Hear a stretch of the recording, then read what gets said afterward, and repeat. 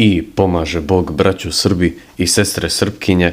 Ja se izvinjavam što kasnim sa ovim videima jer sam imao obaveza, ali evo sve sam rešio i napokon sam uhvatio moment da snimim ovaj video, da razotkrijem argumente ovog Ustaše, da smo bili po Turcima 500 godina, da smo ratovali sa njima i ajmo da krećemo. Sada, da li je zaista tako da smo bili 500 godina po Turcima? Pa evo, povijesni podaci ukazuju da je zapravo samo jug Srbije, uključujući Kosovo i Metohiju, bio nepunih pola vijeka pod Osmanskim carstvom. Na Kosmetu su bili 485 godina, u istočnoj Srbiji ispod Zaječara 482 godine. U ostalim dijelovima Srbije nisu se zadržali duže od 350 godina.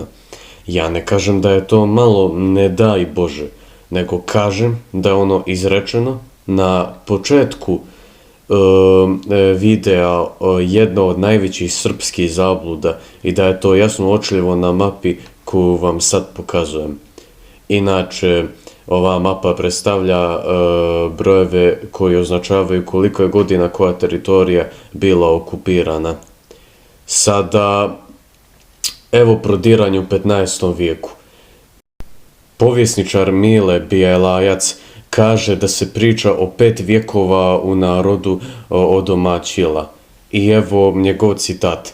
Ta priča od 500 godina je postala predanje. Računa se da je Srbija pala poslije bitke na Kosovu 1389. godine, ali se Turci poslije kosovskog boja narednih 50 godina nisu ni pojavljivali na ovom prostoru, jer su bili zaokupljeni Mongolima. Evo negdje od prve polovine 15. vijeka počinje polako prodiranje Turaka na ovaj prostor, dok su Beograd i Smederevo pali tek u 16. vijeku.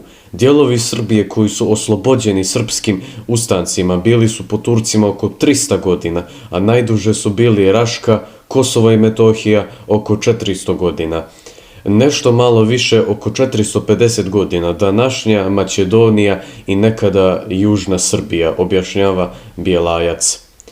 I evo sad ogromne posljedice. Iako su Turci na srpskim prostorima bili daleko manje nego što se u narodu ustalilo, oni su imali ogroman uticaj na kulturu i razvoj zemlje. Akademik i povjesničar Vasilije Krestić kaže da njihov uticaj nikako ne treba zanemarivati. I on kaže, posljedice vladanja Turaka su ogromne. Nije slučajno što se toliko razlikujemo od drugih zapadnih država. Sigurno da je ostavljen veliki trag, kaže Krestić. Također su se Turci zadržali duže od 400 godina samo u južnim krajevima Pomoravlja, na pojedinim tačkama Timočke krajine, Metohiji, Kosovu, Raškoj, kao i dijelovima centralne Bosne. I najpoznatija ona laž da smo kao mi prešli na stranu Osmanskog carstva 1453. godine. A je li zaista to tako? Ajmo da provjerimo prošle bitke. Imamo bitku na Demotiku 1352. gdje se Srbija bori sama. Imamo bitka na Marici, također se Srbija bori sama 1371. godine. Imamo bitku na Dubravnici, također se Srbija bori sama. Bitka na Pločnik i zatim najpoznatija bitka, to je bitka na Kosovo. Srbija je podržana od strane Tvrtka i od srpskih feudalaca iz Bosne. I imamo bitka na Novo Brdo. Srbija je tamo podržana od strane Raguze, to jest od Dubrovnika, i imamo 1444. godinu, to je krstaški pohod na Varnu. I poslije ovih bitaka Srbija konačno, nakon što je osakaćena kao nacija i sa jedva ikakvom sposobnošću da odlučuje o sopstvenoj sudbini i budućnosti bez potpunog genocida od strane bilo koje strane koja želi da izvrši genocid, dobija izvjesnu podršku Europe. Najmanja polovina od toga, najmanja na osmanskoj teritoriji, osuđena je ili da slijedi osmanske komande ili da bude genocid. I također poslije ovoga katolici su podržavali ovu ideju zato što smo odbili da pređemo u katoličanstvo, to jest da imamo pregovore u vezi Svete stolice, jer su podržavali tursku ideju da budemo ubijeni, da izvršavaju genocide i tako dalje. I nakon svega toga, u taman u 1453. godini Srbija se također bori sama. Evo također bitke u ovoj slici. Poslije 1453. godine da smo se poslije i te godine borili protiv Osmanskog carstva, ali samo sa saveznicima jer smo bili tada osakaćeni kao nacija.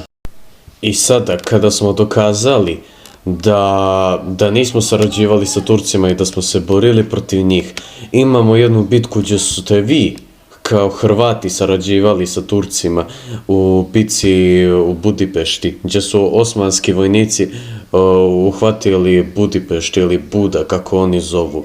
I to uz pomoć Juraja Utješenovića, hrvatskog vojnika i monaha, jer on je bio monah katoličke crkve, koji je podržavao Sulejmana Veličanstvenog i da su oni podržavali pohod na Budimpeštu i da bukvalno skroz unište Mađare. Objasni mi to, druže. I kada smo razotkrili ovaj mit da smo sarađivali sa Turcima, to je to što se tiče ovog videa. Nadam se da vam se svidio. Preplatite se na moj kanal ako hoćete još da snimamo povijesti, da razotkrijem laži, da širimo istinu i tako. I pišite mi komentare što ću još dalje da snimam i to je to. Pozdrav!